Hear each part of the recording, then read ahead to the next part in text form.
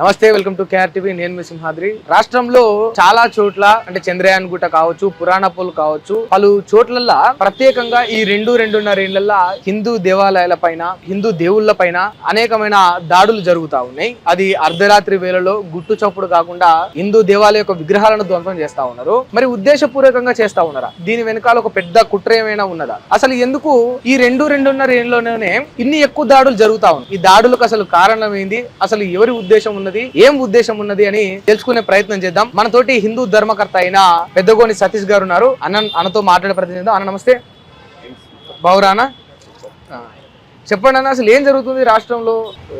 ఏం జరుగుతుంది ఏందని చెప్పేసి మనం చూసుకుంటున్నాం. ఇప్పుడు ఏవన్ బిజీలో వాడు ఉండేసి ఓన్ డ్యూటీ చేసుకుంటున్నాం, ఇంటికి వస్తున్నాం, పిల్లలతో ఈ రోజు వరకు హాయిగా ఉంటున్నాం అని చెప్పేసి ఆలోచిస్తారు. కానీ ఫ్యూచర్ చూసుకుంటలేదు. ఫ్యూచర్ ఏంది, ఏం కథ? ఒకప్పుడు మనం ఏ రకంగా ఉన్నాం, ఇప్పుడు రాను రేపన్నాడు వస్తే ఒక హిందూ బయటికి వెళ్తే ఒక పోలీసు పర్మిషన్ తీసుకొని వచ్చేంత విధానికి ఆ టైం వరకు వస్తుందని చెప్పేసి నేను అనుకుంటున్నా. ఎందుకు ఆ రకంగా అనుకుంటున్నా అంటే, మొన్న చూసిన ఒక గుళ్ళో ఏం చేసిరు, మూత్ర విసర్జన చేసేసి గుడిని అపవిత్రం చేసారు. దాని తర్వాత మొన్నటికి ఒక నిర్మల్లో చూసిన సాయంత్రం టైంలో ఫ్యామిలీతో వెళ్తున్న వ్యక్తిని సడన్ గా ఇంతమంది వచ్చేసి అద్దాలు గిద్దాలు వలకొట్టేసి బెదిరింపులకు గురి చేసేసి, అంత ఫ్యామిలీ చిన్న పిల్లలు వాళ్ళందరూ ఉన్నారు. అయినా గిడ అతను చెప్పిండు, ఇది నమాజ్ టైము, ఆయన నేను మెల్లగపోతున్నా, నమాజ్ టైము మెల్లగపోతున్నా, లోపల ఎంత చిన్న పిల్లలు వీళ్ళందరూ ఉన్నా చూడకుండా భయప్రాంతాలకు గురి చేసేసి, ఒక మనం రోడ్ల మీద తిరగాలంటే ఒక సెక్యూరిటీని తీసుకొని తిరిగే పరిస్థితికి వస్తుందని చెప్పేసి నేను అంటున్నా. హిందువులకు వస్తుంది అంటున్నాను. ఎందుకు వస్తుంది అని అంటున్నా అంటే, ఎగ్జాంపుల్ భయ్య, మన ముస్లిం సోదరులు ఉన్నారు. ముస్లింస్ ఏం చేస్తారు, శుక్రవారం వచ్చిందంటే ప్రతి ఒక్క ముస్లిం పోయి నమాజ్ చేస్తారు మస్జిద్లలో. సో మన క్రిస్టియన్స్ వాళ్ళు ఉన్నారు, ప్రతి ఒక్కరు ఆదివారం వచ్చిందంటే సంకల్లో బైబిల్ పెట్టుకొని పోయి ఖచ్చితంగా చర్చికి వెళ్తారు. మనకు అన్ని దేవుళ్ళు మనకి అన్ని రోజులు మనకు మనం అందరం ఒకటయ్యి ఒక టెంపుల్ కు రెగ్యులర్ గా ఈ టెంపుల్ కి కానీ జనాలు మనం ఎప్పుడన్నా పోతామా? సండే వచ్చిందంటే తిన్నామా, తాగినామా, ఫ్రెండ్ సర్కిల్ తీసుకుందాం, మనకే టైం దొరకలేదు అని చెప్పేసి మన పుట్టే పిల్లలకు ఇంకా భావితరాలకు నేర్పించవలసింది. ప్రతి ఒక్కరు బయటకు వెళ్తున్నాం.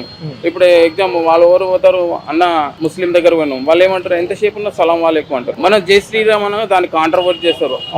ఈయన హిందూ మతతత్వవాది జై శ్రీరామ్ అంటుండు. వాళ్ళ భాషలో వాళ్ళు తెలుసుకున్నప్పుడు మన భాష జై శ్రీరామ్ అనడం తప్పే ఉంది. సో మనకు నేర్పించవలసింది కొన్ని నేర్పించాలి మన పిల్లలకు. ఎంతసేపు చదువు కాదు, చదువుతో పాటు కొంచెం సంస్కారం కూడా నేర్పించాలి. ఏ రకంగా మనం పోతున్నాం, బయట పోతున్నాం, బొట్టు పెట్టుకోరు నాయన, ఖచ్చితంగా ప్రతి ఒక్కరు బొట్టు పెట్టుకోవాలి. హిందూ అని పుట్టినోడు. నేను హిందూనే అన్న, బొట్టు ఈ రోజే జరిగిపోయింది అన్న, నేను పెట్టుకోనన్నా అని చెప్పేసి కొంతమంది. నువ్వు బొట్టు పెట్టుకోవడానికి ఎందుకు నామూసి? నువ్వు ముఖంలో బొట్టు ఉంటే ఆ బొట్టు కళనే వేరు ఉంటది. సో ప్రతి ఒక్కరు మన పిల్లలకు కూడా నేర్పించాలని చెప్పేసి నేను అంటున్నా. ఇప్పుడు హిందువుల్లో ప్రత్యేకంగా ఒకటి ఉంటది అని అంటారు బయట. హిందువుల్లో చాలా మందికి అంటే ఎక్కువ మందికి కష్టం వస్తే తప్ప దేవుడు గుర్తురాడు, బట్ మిగతా కమ్యూనిటీలలో అట్లా ఉండదు అంటారు. ఇది నిజమేనా? అంటే ఏదైనా ఆపద వస్తేనే దేవుడు గుడికి పోతారు, ఏదైనా బాధ ఉంటేనే దేవుని కాడికి పోతారు అనేది ఉంటది. నిజమేనా? ఆ కష్టం వస్తేనే దేవుడు గుర్తుకొస్తాడు, లేకుంటే గుర్తుకు రాడు అనేది అది కాదు. సో మనోళ్ళు ఏమైపోతారంటే, ఈ రోజు మనం రెగ్యులర్ గా మనం వాళ్ళకు ఒక రోజు వారంలో 7 రోజులు 8 రోజులలో వారకు శుక్రవారం ఒకటి, ఆదివారం ఒకటి, వాళ్ళు ఎక్కడైనా ఉండని వాళ్ళు అక్కడ పోతున్నారు. మనకు ఇన్ని రోజులు కాకుండా ఏదో ఒక రోజు పెట్టుకో, శనివారం పెట్టుకో, ప్రతి ఒక్కరు గుళ్ళలో పోదాం, సోమవారం ప్రతి ఒక్కరు శివాలయాల్లో పోదాం, దర్శనం చేసుకుందాము. ఎందుకు? మనకు కష్టం వచ్చినప్పుడే కాదు, మనం ప్రతి ఒక్క రోజు నిత్య పూజ ఆరాధన చేస్తే ఆ భగవంతుడే ఖచ్చితంగా మనకు ఆశీర్వదిస్తాడని చెప్పేసి అంటారు. నేను ఓన్ గా టెంపుల్ కట్టించాను, ఒక హనుమాన్ టెంపుల్ కట్టించిన. మన ఒకటి శివాలయం దగ్గర నవగ్రహాలు అన్ని ఏర్పాటు చేసినాం. ఒక 5-6 సార్లు ఒక సీతారాముల కళ్యాణం వేడుకలు ఇలాంటివి పాల్గొంటారు. సో మనకు ఫస్ట్ ఒక గ్రామం కానీ ఒక పట్టణం కానీ ఏదైనా బాగుండాలంటే రెండే ఉండాలి. ఫస్ట్ ఒకటి గుడి, రెండోది బడి. గుడికి పోతే ఏమొస్తుంది, మన మనసు ప్రశాంతత కోసం కొద్దిసేపు కూర్చొని దేవుని కొలుచుకొని మన మనసులో ఉన్న బాధ అంతా చెప్పుకుంటాం. బడికి పోతే ఏం చేస్తారు, బడిలో ఉన్న టీచర్లు వీళ్ళందరూ ఉపాధ్యాయులు ఏం చేస్తారు, గురువులు మనకు మనం ఎథిక్స్ ఏంది ఏం కథ అని చెప్పి విలువలు నేర్పిస్తారు.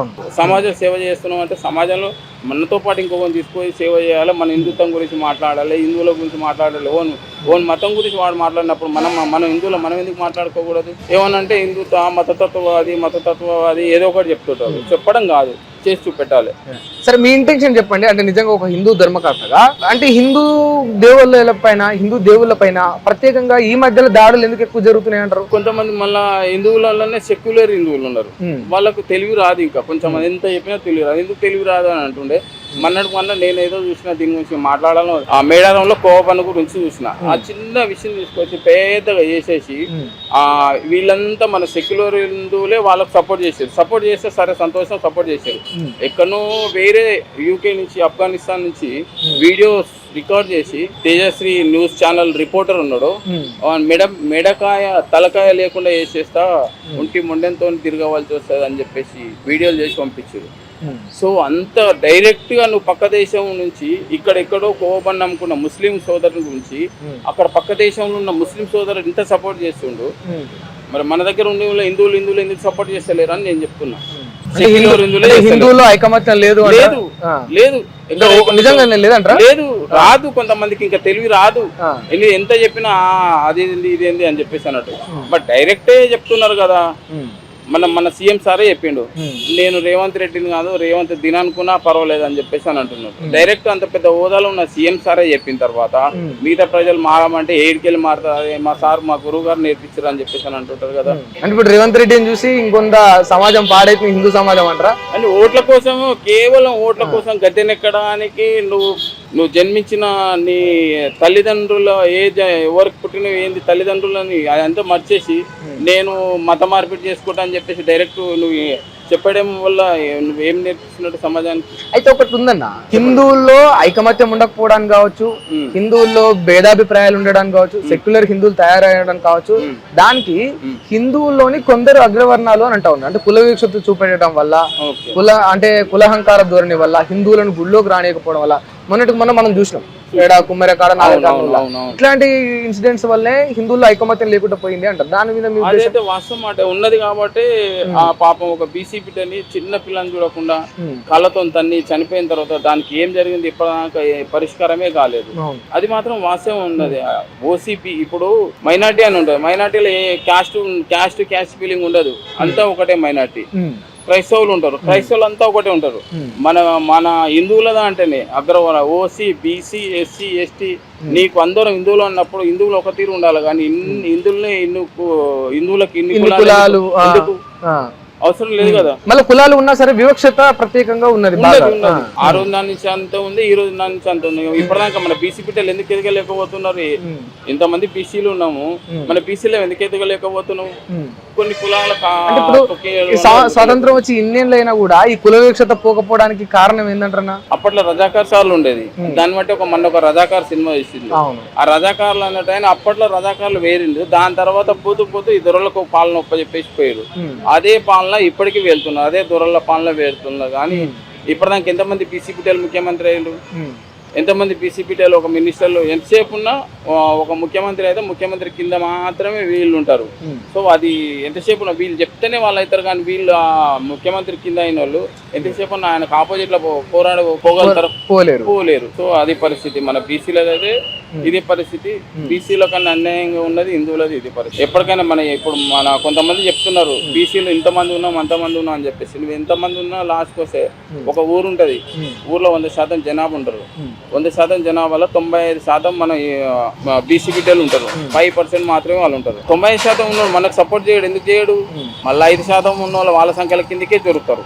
ఎందుకంటారు అంటే ఇంకా నడుస్తున్నది ఏంది 10 రూపాయలు ఆశ చూసా, ఇంత మంది ఆశ చూసా, లేకుంటే ఈడు పోసే మంది ఏం బాగుండదు, దూరం పోసే మంది మంచిగా ఉంటుంది అని చెప్పేసి ఎంతసేపు మన బీసీ బిడ్డలు వెదగడానికి అవకాశం ఇవ్వండి.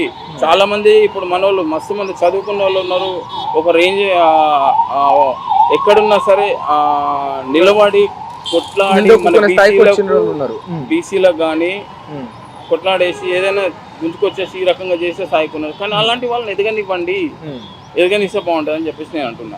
మరి మార్పు అంటే మీరు అనుకున్న మార్పు వస్తుంది అంటారా భవిష్యత్తులో రావాలంటే నేను ఉన్నాను, నాతో పాటు ఇంకోటి ఉన్నారు. ఇప్పుడు నువ్వు నన్ను ఇంటర్వ్యూ చేస్తున్నావు, సో నేను చెప్పింది నీకు నచ్చితే టెలికాస్ట్ చేసినావు అనుకో, ఇది చూసి ఇంకా నాకు ఇంట్రెస్ట్ అవుతాడు.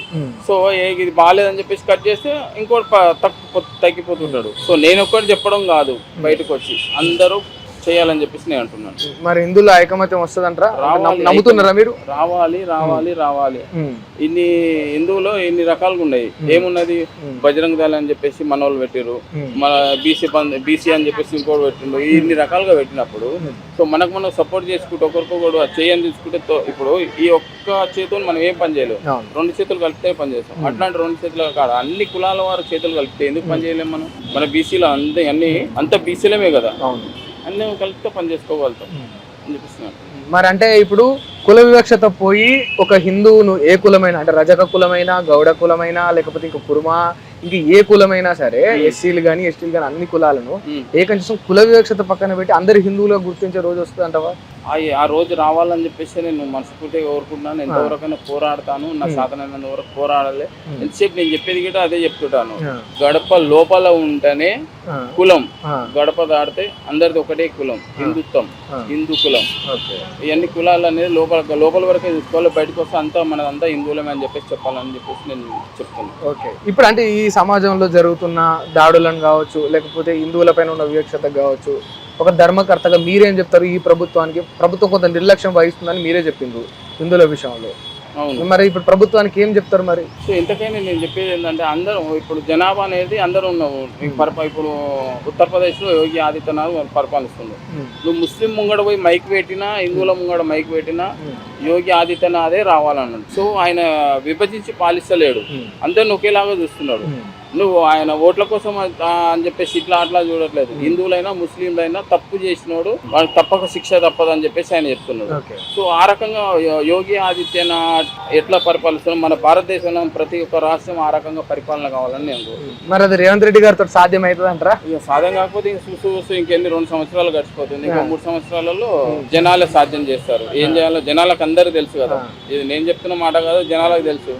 జనాలు ఎవరిని ఎన్నుకోవాలో ఏం చేయాలో అని చెప్తుంటారు. ఓకే, అట్లా ఒకవేళ అంటే మరి సాధ్యం అవుతుంది, జనాలకు రేవంత్ రెడ్డి గారికి బుద్ధి చెప్తారు జనాలు అని అంటే భవిష్యత్తులో ఎవరికి పట్టం కట్టే అవకాశం ఉంటది? ఇక అది మనం ఏం చెప్తాము, వీళ్ళు వాళ్ళని మనం చెప్పలేము. ఆ టైం వరకు పరిపాలించే వ్యక్తిని డైరెక్ట్ ఆ దేవుడు పంపిస్తాడో చెప్తాడో. ఈ రోజు మన దాకా టీఆర్ఎస్ ఒక 10 సంవత్సరాలు పరిపాలించింది. సో అది నచ్చలేదు, పక్క జరిపేసారు. ఈయన పరిపాలన 2 ఏళ్ళకి నచ్చలేదని చెప్పేసి జనాలు చెప్తారు. 5 సంవత్సరాల తర్వాత ఎవరు వస్తారో ఏం కథ, సెంటర్ స్టేట్ అంతా ఒకటే ఉంటే బాగుంటుంది అని చెప్పేసి నేను అంటున్నాను. ఉన్నదే ఉంది, ఇప్పుడు మన దేశంలో 2 సీట్లు ఉన్నాయి. ఇక్కడ ఒకటి ఉంది, మన ఇక్కడ కర్ణాటకలో ఉన్నట్టుంది ఒకటి. ఆ 2 సీట్లు గిట్ట మరి ఏ రకంగా ఉంటాయి, ఎంత పోతాయో మనకు తెలియదు. సో వచ్చే ప్రభుత్వం మన సాక్షాత్తు కారణ జన్ముడు మోడీ సార్ అని నేను మనస్ఫూర్తిగా గుడల మీద చేయని చెప్తున్నాను. ఆయన ఫ్యామిలీ లేదు, ఉన్నదంతా మన దేశ ప్రజలే ఆయన ఫ్యామిలీ, పిల్లలు. సో వాళ్ళ అన్నదమ్ములు ఉన్నాయి. ఎగ్జాంపుల్, ఒక చిన్న కార్పొరేటర్ ఉంటారు, ఆ కార్పొరేటర్ గిట్ట తరతరాలు సరిపడేంత ఆశని సంపాదించుకున్నాడు. ఆయన ఒక దేశానికే ప్రధానమంత్రి. ఆయన ఏమైనా చేయాలనుకుంటే ఏదైనా చేయగలుగుతాడు. సో ఆయనకు అదంతా ఫ్యామిలీ గిమ్లు కాదు, దేశ ప్రజలే నా పిల్లలు, దేశమే నా ఇల్లు అని చెప్పేసి కేవలం దేశం బాగుండాలి, బాగుపరచాలి అని చెప్పేసి ఉన్న వ్యక్తి ఒకే వ్యక్తి కారణ జన్ముడు మన మోడీ సార్. ఇంతకుముందు ఒక ప్రధానమంత్రిని చూస్తే కేవలం మన పార్టీ వాళ్ళు మాత్రమే మా ప్రధానమంత్రి అన్నారు. మోడీ సార్ని చూసిన తర్వాత ఖాళీ ఆయన ఫ్లెక్స్ చూసిన ప్రతి ఒక్కరు మన దేశం ఉన్న పార్టీకి సంబంధం లేకుండా గుండెల మీద చేసుకొని మా ప్రధానమంత్రి అని చెప్పే విధానానికి మన భారతదేశాన్ని తీసుకొచ్చిండు. అప్పుడెప్పుడో 27వ స్థానంలో ఉన్న దేశాన్ని ఇంచుమించు 4వ స్థానాన్ని తీసుకొచ్చిండు. సో ఎవరి వల్ల సాధ్యమైంది? ఆయన దేశ రక్షణ కోసమే కదా ఇలాంటి పనులు చేసుకుంటే. అలాంటి వాళ్ళని గెలిపించాలో, ఎంకరేజ్ చేయాలి. కొంచెం దేశం కోసం కానీ రాష్ట్రం కోసం కానీ జనాలలో నిత్యం ఉండి జనాల సమస్య తెలుసుకునే వ్యక్తిని ఎవరైనా లీడర్ ఉంటే అలాంటి వాళ్ళని తీసుకురావాలని చెప్పేసి నేను అంటున్నాను. ఓకే, థ్యాంక్ యూ అన్న, థ్యాంక్ యూ సో మచ్.